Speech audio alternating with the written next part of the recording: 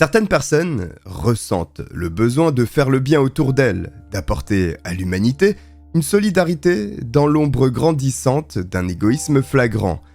D'autres, à l'opposé, répondent à leurs pulsions les plus sombres, répandant la terreur autour d'elles afin de satisfaire une âme noircie par la haine. Entre les deux se trouvent les individus n'ayant pas encore basculé, d'un côté ou de l'autre, se situant au point d'équilibre entre le bien et le mal. Mais aujourd'hui, la bascule va se faire.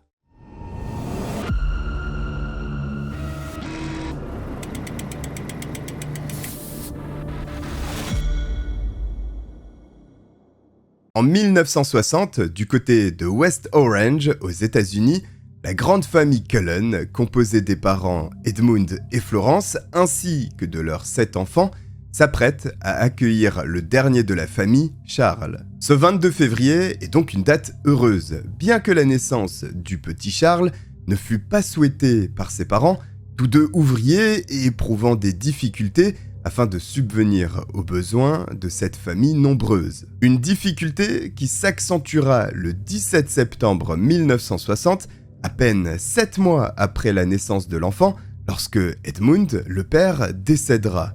Désormais, la charge familiale repose exclusivement sur les épaules de Florence, la mère. La tâche n'est pas facile, certains des enfants sont déjà adultes, mais aussi en proie à des problèmes de toxicomanie.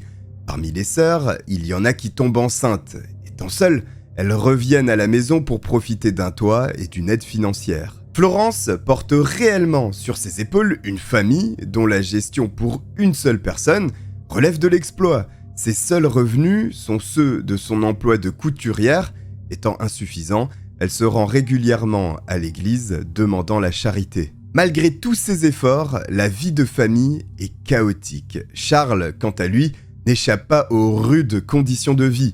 L'école, qui pourrait être perçue comme l'occasion de s'évader, au moins temporairement, d'une ambiance nauséabonde, est également un endroit oppressant. Charles y est malmené et harcelé régulièrement. Lorsqu'il rentre à la maison, il est maltraité par ses frères et sœurs. L'esprit du garçon est si tourmenté qu'il finira par envisager de mettre fin à une vie qu'il ne supporte déjà plus à seulement 9 ans. Un jour, à bout de force, il passe à l'acte. Tandis qu'il accompagne sa mère à l'église, il subtilise des produits chimiques, puis, une fois de retour à la maison, il les ingère avec un grand verre de lait. Charles tombera violemment malade et ne perdra pas la vie. Plusieurs années s'écoulent sans que Charles ne tente à nouveau d'en finir avec la vie qui portera un nouveau coup dur au jeune homme, désormais âgé de 17 ans. Le 6 décembre 1977, Florence Cullen est victime d'un accident de voiture. Elle est transportée à l'hôpital dans un état si grave que son pronostic vital est engagé. Elle mourra quelques instants plus tard. Lorsque Charles est informé de l'accident que vient de connaître sa mère, il accourt en urgence afin de prendre des nouvelles. À son arrivée, le décès de sa mère lui est annoncé. La dépouille de Florence a été évacuée et déjà incinérée sans que son fils puisse passer un dernier moment avec elle. Cet épisode traumatisant dans la vie de Charles va le conduire sur la pente glissante de la dépression. Ses pensées noires ressurgissent, le plongeant dans un état si profond de détresse qu'il tentera une nouvelle fois d'en finir avec la vie. Sauvé de justesse, il est cette fois-ci hospitalisé et suivi par un psychiatre.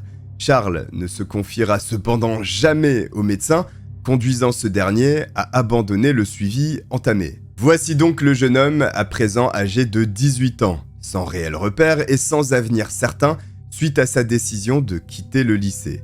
Charles doit donc réaliser des choix cruciaux.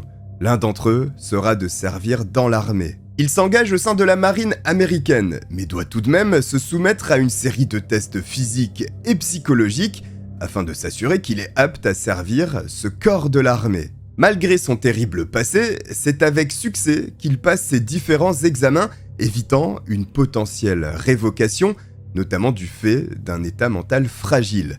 Ceci amène Charles à servir au sein d'un sous-marin en tant que technicien électronique. Le poste est responsabilisant, puisqu'il est notamment chargé des missiles nucléaires dont le bâtiment de guerre est équipé. Bien que l'armée fût la solution à une situation balbutiante dans la vie de Charles, Elle n'en reste pas moins une entité au code spécifique, d'une rigidité telle que même les caractères les plus trempés finissent par s'y plier. Et le jeune homme a du mal avec la discipline de fer imposée au sein de la marine. Être le subordonné et recevoir continuellement des directives est un environnement qu'il n'apprécie guère. Simplement, au sein de l'armée, celui qui ne respecte pas fait face à la sanction, ce que le jeune homme connaîtra régulièrement.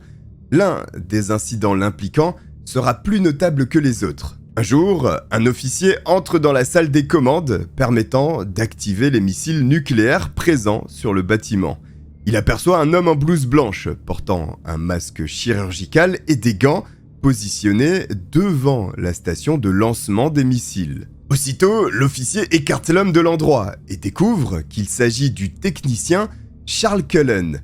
Questionné sur son attitude étrange, il ne donnera aucune explication à son supérieur ni à qui que ce soit d'autre. Sans délai, Charles est évacué du sous-marin et rétrogradé à un poste de concierge sur la terre ferme, l'empêchant ainsi d'être à nouveau un danger potentiel en mer. Durant cette période, sa consommation d'alcool monte en flèche, une véritable addiction née chez lui, si bien que lorsque plus aucune goutte de breuvage alcoolisé ne se trouve dans les parages, il se rabat sur la Listerine, une solution pour réaliser des bains de bouche comportant un faible taux d'alcool. Au cours de l'année 1984, Charles est envoyé à l'infirmerie militaire après avoir ingurgité une forte dose de liquide de nettoyage. Le département psychiatrique suivra l'homme, mais surtout évaluera tout au long de son séjour son état psychologique. Le résultat de ce suivi débouchera sur une révocation de la marine américaine de Charles Cullen. Toujours en 1984, il va rebondir, malgré ses déboires avec l'armée, et s'inscrire à une école d'infirmières à Montclair, dans le New Jersey, où il sera le seul homme de sa promotion. Un peu contre toute attente, ses études se déroulent bien, et les problèmes rencontrés lors de son passage dans la marine américaine semblent appartenir au passé. Pour subvenir à ses besoins, il doit tout de même trouver un emploi d'appoint. Parmi ses nombreux boulots étudiants, il y aura celui de serveur au sein d'un restaurant où il rencontrera Adrienne Taub, une jeune femme qui, elle aussi, profite d'un travail alimentaire au sein du restaurant pour rembourser son emprunt étudiant. Suite à leur rencontre, une véritable alchimie entre les deux émerge. Ils s'entendent extrêmement bien et à peine 6 mois après leur premier encart, les voici fiancés. Tous ces événements s'étant déroulés rapidement, Charles n'avait fait la connaissance de presque aucun membre de la famille d'Adrienne sauf un de ses frères nommé James. La vie de Charles apparaît prendre une direction inconnue pour lui jusqu'à présent, celle du bonheur. En plus des récentes fiançailles, voici qu'il est diplômé de l'école d'infirmière et obtient son premier poste au sein d'un hôpital, celui du Saint-Barnabas. Il est affecté au difficile service des grands brûlés qui sollicite de fortes capacités mentales afin de faire face non seulement à l'état physique compliqué des patients, mais également aux soins particuliers qui doivent leur être apportés. Quoi qu'il en soit, Charles est prêt à relever le défi. Et à peine une semaine après ses débuts, un nouveau malheur survient. Le frère d'Adrienne, James, meurt des suites d'une overdose de drogue sans qu'il soit possible d'établir s'il s'agit d'un accident ou bien d'une volonté de ce dernier de mettre fin à ses jours. Adrienne est affectée par cette terrible nouvelle, mais réussit à surmonter l'épreuve. En fin d'année 1987, le couple achète et emménage dans une maison à Phillipsburg. Adrienne parvient à trouver un nouvel emploi, dont les horaires sont de jour, tandis que Charles travaille principalement de nuit. Ceci éteint légèrement la flamme entre les deux, mais ne les empêche pas, en 1988, d'avoir leur premier enfant, une petite fille. Bien que l'heureux événement rapproche un temps Charles et Adrienne, l'emploi de l'homme semble problématique et faire changer son comportement. Certes, l'emploi est de nuit, mais les conditions de travail auprès des personnes qui s'apprêtent, pour beaucoup, à perdre la vie affectent mentalement Charles, disposant déjà d'un état mental friable. À cet instant, Charles Cullen bascule profondément dans la noirceur la plus totale et devient l'ange de la mort.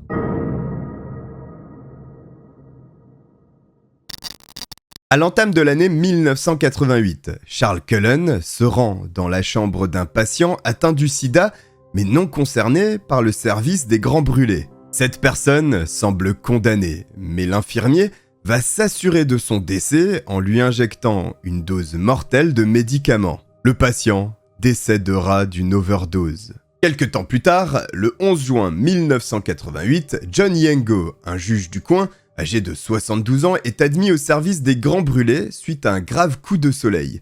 A priori, à aucun moment, son pronostic vital n'est engagé. Mais ça, c'est sans compter l'intervention de Charles, qui injectera en grande quantité de la lidocaïne, un anesthésique, dans le corps de l'homme.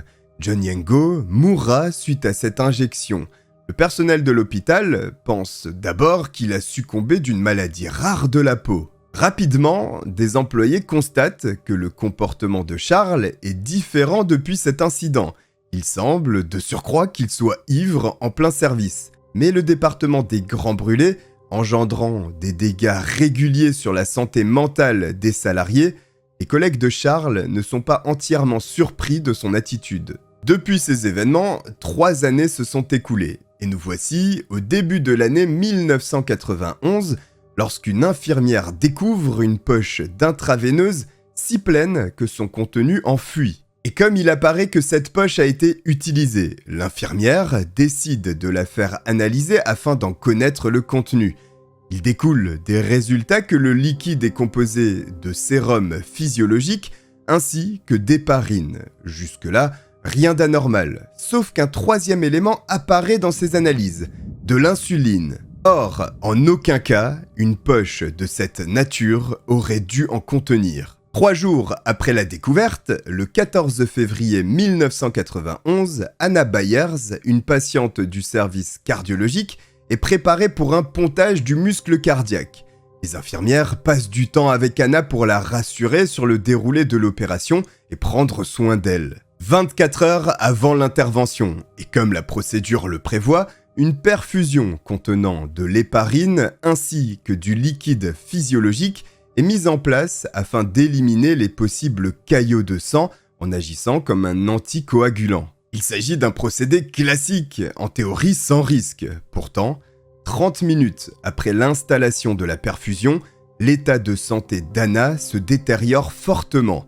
Elle souffre de nausées d'abord, puis est prise de sueur froide avant de convulser. Étant incapables de détecter l'origine de cette violente réaction de leurs patients, les médecins ordonnent des analyses rapides dans le but de stabiliser l'état de la femme. Les résultats sont sans appel. Le taux d'insuline d'Anna Byers est à un niveau si élevé que sa vie est en jeu. En apprenant ceci, les infirmières administrent aussitôt une solution permettant de neutraliser l'insuline, faire redescendre la glycémie et finalement sauve la patiente. Plus tard dans la journée, tout va mieux pour la femme, comme si son état ne s'était jamais dégradé. Elle est donc remise sous perfusion, mais des symptômes similaires apparaissent.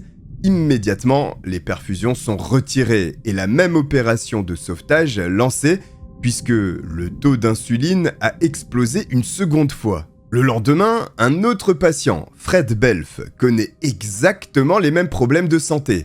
Et la corrélation est évidente, ce sont les perfusions qui causent la montée d'insuline dans l'organisme des patients. Pour s'en assurer, les poches contenant le liquide sont envoyées en laboratoire. Effectivement, le taux d'insuline présent dans la solution est énorme. Les analyses permettent aussi de détecter des petites brèches dans les poches qui pourraient avoir été causées par des aiguilles très fines. D'autres poches dans la salle d'approvisionnement sont vérifiées et des découvertes similaires sont faites. De l'insuline est présente là où elle ne devrait pas. Par conséquent, la sécurité de l'hôpital, une fois prévenue, lance une enquête sur l'auteur de ces empoisonnements. Toutes les personnes ayant accès aux poches sont interrogées, en grande partie des infirmières, des infirmiers et des médecins. Tous coopèrent sauf un, Charles Cullen, qui refuse de s'entretenir avec les personnes chargées de résoudre ce mystère. Son comportement suspect force la curiosité des enquêteurs, qui comparent les données relatives à la mortalité des patients au sein de l'hôpital avant et après l'embauche de Charles. Les résultats font froid dans le dos, puisque l'entrée dans les effectifs de l'hôpital de Charles corrobore avec un taux de mortalité qui augmente en flèche parmi les patients. Malgré cette coïncidence, qui ne semble pas réellement en être une, cela ne prouve en rien l'implication de l'infirmier dans les décès des patients. Il tente donc de le prendre sur le fait, notamment en plaçant discrètement des caméras de surveillance au sein de la salle de stockage des poches. Malheureusement, cette tentative sera un coup d'épée dans l'eau. Non seulement ils ne sont pas parvenus à capturer des images de Charles manipulant les poches, mais en plus, 2 patients supplémentaires sont touchés par des taux d'insuline qui explosent. Bien que la direction de l'hôpital soit au fait de ces actes et de leur potentiel auteur, elle décide de ne pas dévoiler cette affaire dans une crainte financière d'abord et afin d'éviter un scandale ensuite. Rappelons qu'aux États-Unis, les établissements médicaux étant privés, ils sont gérés tels des entreprises. On en pense ce que l'on veut, mais c'est un fait qui engendre ce genre de réaction pour sauvegarder l'économie de l'hôpital, au détriment parfois de la santé et de la vérité. Quoi qu'il en soit, à partir d'octobre 1991, les cas d'empoisonnement à l'insuline diminuent drastiquement, ainsi que le taux de mortalité. L'hôpital a-t-il réussi à neutraliser Charles ? Eh bien pas du tout. En réalité, l'homme a simplement décidé de démissionner de son poste d'infirmier. Il est donc légitime de penser à cet instant que la direction de l'hôpital mettra tout en œuvre dans le but d'empêcher l'infirmier d'exercer à nouveau. Pourtant, nous sommes très loin de cette réalité, l'hôpital ne prenant aucune mesure sur ce plan. En vue d'éviter une publicité aux conséquences néfastes pour l'établissement, la décision est prise de ne pas soumettre aux autorités compétentes les événements survenus. Pire, tous les empoisonnements ainsi que les tentatives sont classés comme des incidents médicaux, un moyen pour les dirigeants de l'hôpital d'étouffer l'affaire. Ceci aura de lourdes conséquences.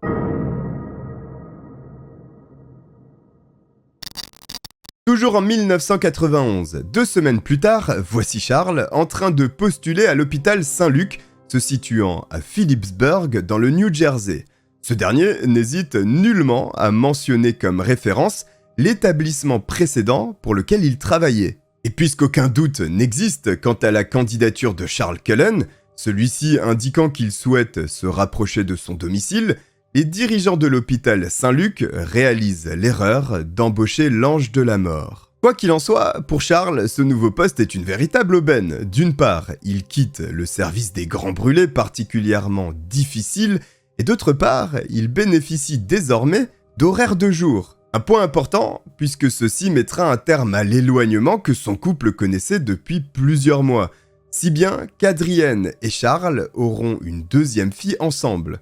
Cependant, cela ne dure qu'un temps, Charles retombant dans ses anciens vices, et notamment celui de l'alcool. Régulièrement en état d'ébriété, le degré de violence de Charles à l'égard d'Adrienne augmente un peu plus chaque jour, faisant définitivement craquer la femme, qui requiert le divorce en 1992. Une procédure véritablement chaotique et mal vécue par l'homme qui agresse physiquement sa femme lorsque cette dernière lui présente les papiers à remplir afin d'officialiser la séparation. Si bien qu'Adrienne contacte la police pour rapporter les coups dont elle a été victime.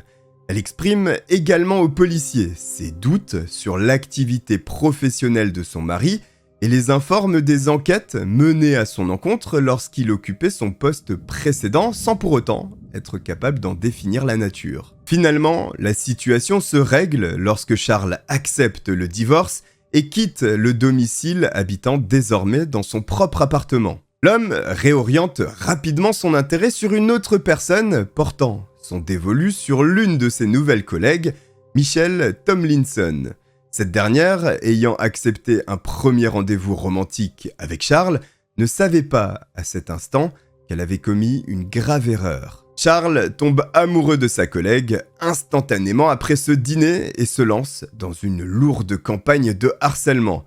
Il lui apporte des cadeaux quotidiennement, se rend à l'hôpital lors de ses jours de repos pour la voir, lui offre une bague en guise d'engagement et lui exprime son amour. Tout ceci dans un laps de temps bien trop court pour être appréciable par la jeune femme qui installe une distance avec Charles. L'homme téléphone donc sans cesse chez elle, un volume d'appels si déroutant que la jeune femme finit par contacter son ex-petit ami afin qu'il intervienne, ce qu'il fait en mettant en garde Charles. Malheureusement, ceci n'aura pas l'effet escompté, puisque l'homme considère à ce moment que si Michel ne souhaite plus le voir, c'est certainement parce qu'elle ne va pas bien et qu'elle subit une forme de dépression. Il se rend désormais directement chez elle pour l'observer.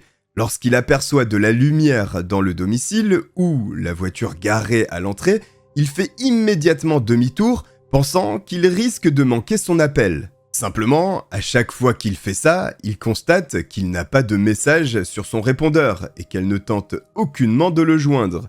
Mais pour Charles, c'est un signe démontrant les problèmes mentaux de cette femme. Il est impossible pour lui de comprendre les raisons pour lesquelles elle ne le rappelle pas. Quelqu'un sain d'esprit n'agirait pas ainsi. Il se rend donc à nouveau à son domicile. Cette fois-ci, brise un carreau, puis pénètre dans la chambre de Michel qui dort, l'observant. Il reste un moment devant elle, mais ne fait rien, puis décide de s'en aller. Le lendemain, Charles continue la campagne de harcèlement et obtient une réponse à l'un de ses nombreux appels. Au cours de la discussion, il reconnaît qu'il est la personne ayant brisé la vitre de la maison et qu'il s'est tenu quelques minutes debout devant le lit de la femme lorsqu'elle dormait. Le jour suivant, la police entre dans la danse, puisque la jeune femme a, aussitôt après l'inquiétant appel, expliqué la situation à des agents. Charles est convoqué au poste en vue de justifier son comportement hautement étrange. Il accepte la convocation, mais avant de prendre la route, ingère une forte dose de médicaments. Son plan est de s'évanouir au poste de police dans le but de se faire passer pour une victime. Simplement, les officiers de police ne le placent pas en garde à vue. Ils le questionnent uniquement en prenant ses empreintes digitales avant de le libérer. Il est donc monté dans son véhicule pour rentrer chez lui. Cependant, les effets des médicaments apparaissent et le voici sur le point de perdre connaissance. Semi-conscient, il parvient à joindre les secours qui le prennent en charge. Il est placé dans un service psychiatrique et son rétablissement est rapide. Tandis qu'il se trouve encore dans l'établissement de santé, son employeur l'appelle. On pourrait penser que son comportement aurait conduit l'hôpital où il travaille à envisager une procédure de licenciement. Mais pas du tout, il lui est simplement demandé sa date de reprise. En parallèle, des procédures sont lancées à l'encontre de Charles. Il est condamné à 1 an d'emprisonnement avec sursis, accompagné d'une ordonnance restrictive pour son attitude à l'égard de Michel Tomlinson. Dans sa procédure de divorce avec Adrienne, il perd la garde des enfants qui revient à la mère. Une ordonnance restrictive est aussi émise contre lui, l'interdisant d'approcher son ex-femme désormais. Des comportements dangereux, qui plus est sanctionnés par des décisions de justice, qui ne remettent pas en cause sa place au sein de l'hôpital Saint-Luc. Le pire reste à venir. 2 ans plus tard, le 1er septembre 1993, Hélène Dean, une femme âgée de 91 ans, est en convalescence suite à une intervention pour la sauver d'un cancer du sein. Son fils Larry est constamment au chevet de son lit depuis son entrée à l'hôpital. Hélène ne doit passer plus qu'une nuit avant de rentrer chez elle. Mais voici que ce jour, un infirmier entre dans sa chambre. Il demande à Larry de quitter la pièce, sans trop savoir pourquoi il s'exécute. Quelques minutes plus tard, il peut retourner auprès de sa mère. Il constate qu'une injection lui a été faite à l'intérieur de la cuisse. Voici enfin le jour de sortie pour Hélène. Une bonne nouvelle, enfin en théorie, puisque la femme ne se sent pas bien. Son cœur s'emballe, elle transpire à grosses gouttes et se sent totalement vidée de ses forces. Le cœur d'Hélène s'arrête de battre. Une opération d'urgence pour tenter de sauver la femme est lancée. Sans succès, Hélène décède. Cette fin tragique est incohérente pour Larry. Sa mère avait réussi à se remettre de l'opération et jusqu'au passage de l'infirmier, tout allait bien. Une autopsie est donc réalisée. Larry demande aussi à ce que l'identité de l'infirmier soit trouvée, et elle l'est. La personne ayant injecté le mystérieux produit à Hélène est bien entendu Charles Cullen. Le bureau du procureur est informé de l'incident et des doutes planant au-dessus de Charles du fait de son comportement. Par conséquent, ce dernier est interrogé. Des semaines durant, il est soumis à de nombreuses questions en provenance des officiers de police comme du personnel de sécurité de l'hôpital. Dans les deux cas, Charles reste impassible, maintenant son innocence. Il passera au détecteur de mensonges et le réussira, ce qui est une première victoire pour lui, bien que la fiabilité de ce test n'est que relative. Par contre, les résultats toxicologiques émanant de l'autopsie réalisée sur le corps d'Hélène ne mentiront pas. Contre toute attente, ces résultats dédouanent Charles de toute implication dans la mort de la femme.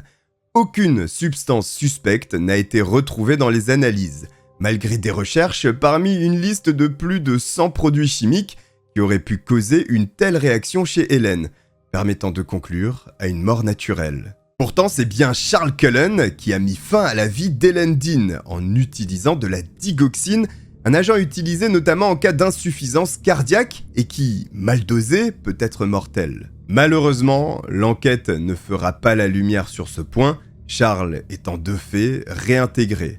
Plus tard, 2 patients supplémentaires perdront la vie suite à des empoisonnements liés à la digoxine de l'horrible infirmier qui ne sera jamais inquiété pour ces cas. L'hôpital Saint-Luc sera cependant débarrassé de l'ange de la mort lorsque celui-ci décide de ne plus se présenter sur son lieu de travail.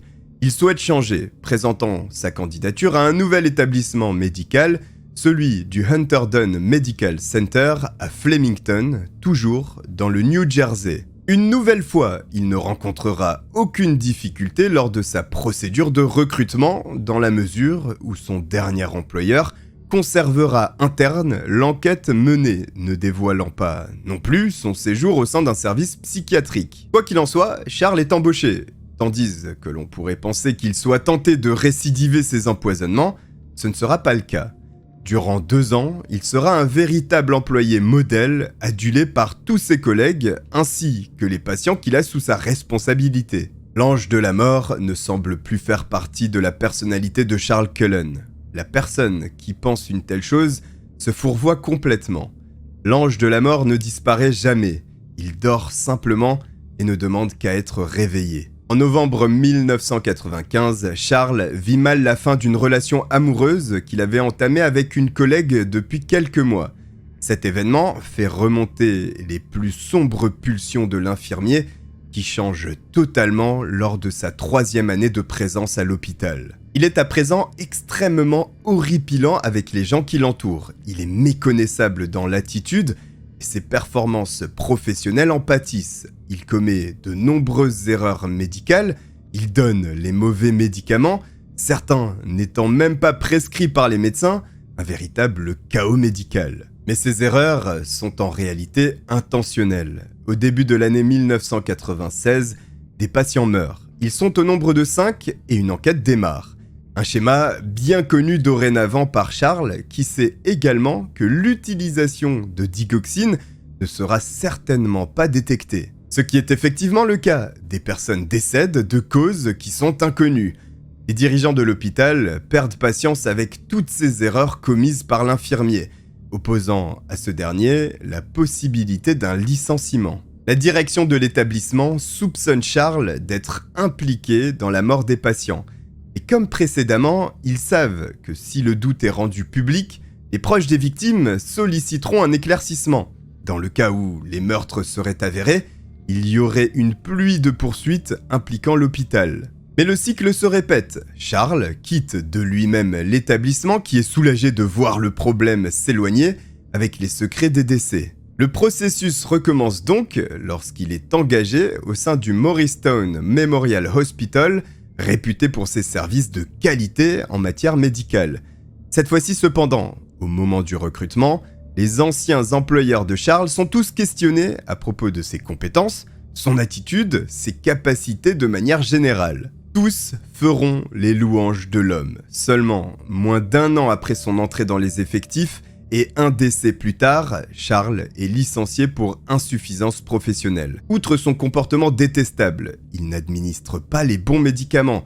Un jour, il omet une injection d'héparine à destination d'un patient devant subir une opération cardiaque conduisant au décès du pauvre homme. Durant plusieurs mois, Charles Cullen n'a plus d'activité professionnelle. Dans l'état du New Jersey, il devient quasiment impossible pour lui de trouver un nouveau poste. Contraint financièrement, il change d'état et prend la direction de la Pennsylvanie. Là-bas, il repart de zéro, ne traînant aucune casserole pour se remettre à tuer. Le 10 février 1998, il intègre donc l'hôpital d'Allentown qui, là encore, a vérifié par son service des ressources humaines les antécédents de son futur employé, sans découvrir le moindre problème. Le loup est dans la bergerie. Francis Henry, âgé de 83 ans, entre à l'hôpital à la suite d'un accident de voiture ayant causé des dommages à son dos. Dans la nuit du 5 au 6 mai, son état se dégrade fortement et les symptômes qu'il présente n'ont aucun rapport avec les dégâts subis lors de l'accident. 2 semaines plus tard, Francis Henry décède. Les analyses toxicologiques montrent la présence d'un taux mortel d'insuline. Bien sûr, aucune prescription d'insuline n'avait été faite. Il s'agissait d'un coup de l'ange de la mort. Le cycle reprend. Charles Cullen est évacué de l'hôpital qui étouffe les affaires, laissant ce tueur en série sillonner les différents établissements de Pennsylvanie et causer de nombreux décès. En tout cas, jusqu'à son embauche au sein de l'hôpital Saint-Luc de Bethléem.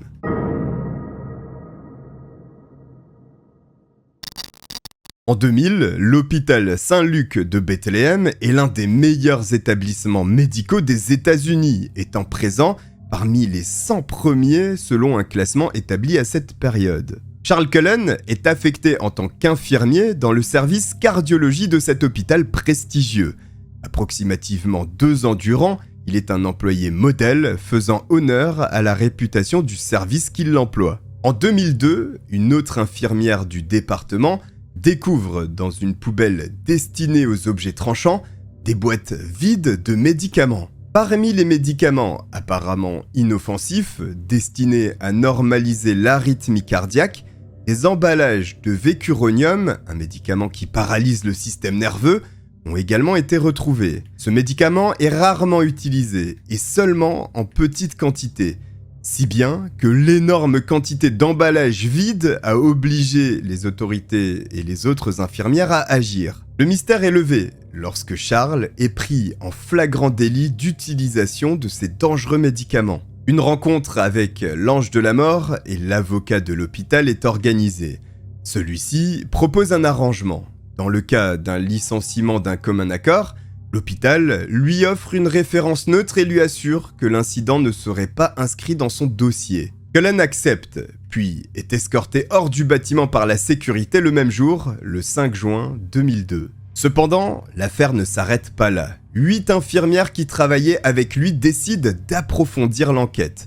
Elles sont arrivées à la conclusion choquante que 2 tiers des patients sont morts pendant le temps de présence de Charles. Les infirmières soumettent leur découverte au ministère public qui prend l'affaire. Un médecin légiste nommé par la police analyse les antécédents des 69 patients décédés pendant plusieurs mois sans que quoi que ce soit de suspect n'émane de l'analyse. L'enquête est donc simplement abandonnée. La direction de ce dernier établissement ne sera pas inactive pour autant et transmettra à l'ordre des infirmiers le comportement de Charles ainsi que les éléments glanés par les 8 infirmières. Une nouvelle enquête est donc ouverte par l'ordre, mais comme à chaque fois, elle est abandonnée faute de preuves. Entre-temps, le tueur en série est retourné dans le New Jersey avec un poste au sein du Somerset Medical Center et il sera malheureusement extrêmement prolifique. En 1 an, il a tué au moins 8 patients avec des overdoses de norépinéphrine, de sodium, de protoxyde d'azote, d'insuline et bien sûr de digoxine. Le personnel de l'établissement commence à se méfier de la mort des patients. Le 7 juin 2003, Florian Gall, un ecclésiastique de 68 ans, est victime de l'ange de la mort. Une récente analyse de sang montre que son taux de digoxine était 5 fois supérieur à la normale. Le patient numéro 4, c'est ainsi que les autorités de l'hôpital de Somerset nomment le révérend Florian Gall au fin de l'enquête interne. Il est le 4e patient à présenter des valeurs de digoxine aussi significativement élevées dans son sang. 3 d'entre eux sont morts. En juillet 2003, l'hôpital demande l'aide du centre antipoison local, simplement pour savoir si de telles valeurs de digoxine chez les patients pouvaient être une coïncidence. La réponse fait froid dans le dos. vous avez un meurtrier chez vous. Ceci force les dirigeants de l'hôpital à communiquer ces informations à la police. Ils ne souhaitaient pas faire une telle chose, mais les membres du centre anti-poison les ont menacés de le faire à leur place. En octobre 2003, le Somerset Medical Center partage aux autorités ses soupçons concernant Charles Cullen. Les enquêteurs consultent son dossier pour chaque emploi, constatant qu'il n'avait pas commis d'actes répréhensibles. Ils remarquent aussi que certains dossiers ont été détruits. Ils mènent donc des interrogatoires au sein des anciens établissements de l'infirmier.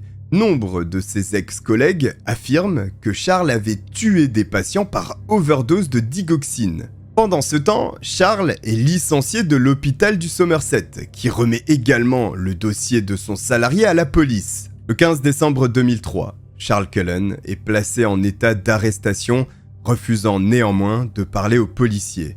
Malgré les différentes stratégies d'interrogatoire employées, il reste de marbre. Les officiers doivent ruser s'ils souhaitent obtenir des aveux capitaux afin de faire tomber un tueur en série particulièrement prolifique.